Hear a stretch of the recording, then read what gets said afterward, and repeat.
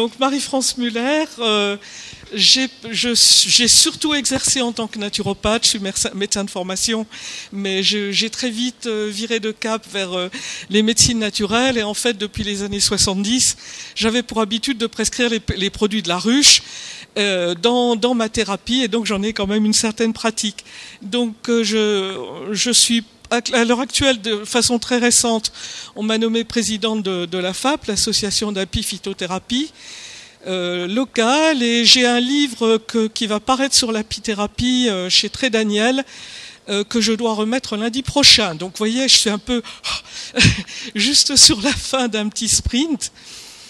Et donc, je vais vous parler des propriétés thérapeutiques du miel. Il y en a quand même, là je ne suis pas tout à fait d'accord avec Gilles. Et je ne suis pas trop d'accord non plus pour ce qu'il a dit en ce qui est le mélange des huiles essentielles et du miel. Ma pratique personnelle a toujours été, lorsqu'on faisait je prescrivais de l'aromathérapie depuis les années donc 75 à peu près, de conseiller plutôt de mélanger intimement les huiles essentielles avec du miel, ne pas se contenter de les faire flotter dessus, plutôt que les mettre sur un sucre comme c'était conseillé habituellement, ou sur les petits comprimés dits neutres que l'on doit sucer. Alors par la suite, excusez-moi, je ne vais pas respecter tout à fait l'ordre prévu, mais on va rebondir sur ce qui s'est passé. Domerego a publié beaucoup sur les aromiels. Ça m'a amusé dans la mesure où on le pratiquait tous depuis très longtemps, mais avec l'idée intéressante, à mon avis, de faire une préparation à l'avance, c'est-à-dire sur un traitement donné, préparé, par exemple un petit pot de 100 grammes de miel dans lequel on va intimement mélanger de façon assez longue, par exemple avec un petit bâton en bois, éviter toujours le contact avec du métal, les huiles essentielles pour que cela devienne quelque chose qui garde une cohérence, qui ne se dissocie pas, qu'il n'y ait pas ces phénomènes. Et là, effectivement, on n'a pas l'inconvénient en plus de la petite brûlure des huiles essentielles. Mais quoi qu'il en soit, il me paraît très supérieur de prendre du miel plutôt que toute autre chose avec cela. Donc on m'avait demandé...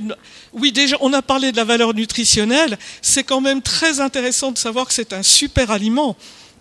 100 grammes de miel égale 5 œufs, 4 oranges, plus d'un demi-litre de lait, 3 bananes, 210 grammes de morue, 75 grammes de fromage, 170 grammes de... Voilà.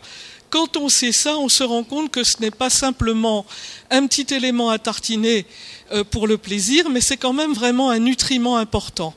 Il n'en est qu'exemple que c'est un cas qui arrive de plus en plus fréquemment, j'ai eu à m'en occuper aussi pas mal, les anorexiques qui refusent tout aliment, leur faire consommer, sucer du miel, ne serait-ce qu'une cuillerée à café, plusieurs fois par jour, ça commence à relancer les mécanismes, ça aide beaucoup de choses.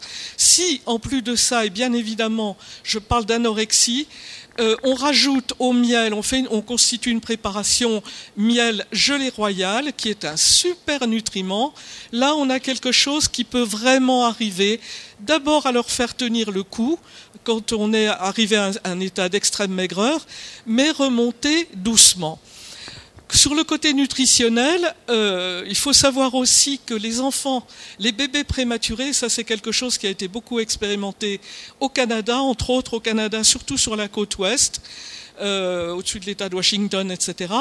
Quand on donne aux prématurés une cuillerée de miel, une petite cuillerée de miel tous les jours, ça fait en fait une demi-cuillerée de miel répartie en 2-3 fois, on se rend compte que la croissance est très améliorée, que le système digestif devient plus vite mature, puisque c'est ça le gros problème des prématurés, et que beaucoup de fonctions se relancent.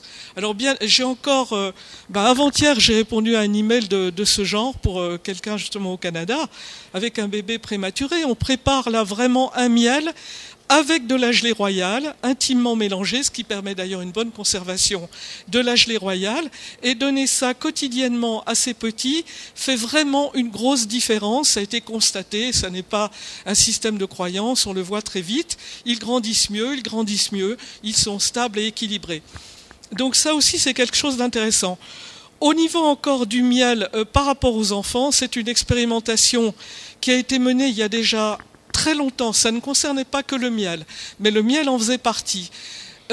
C'était dans les années, ça devait être au début des années 80, à mon souvenir. quelqu'un a eu l'idée, l'avantage des États-Unis qui n'a pas que des avantages, c'est que quand on a une idée, on peut l'essayer.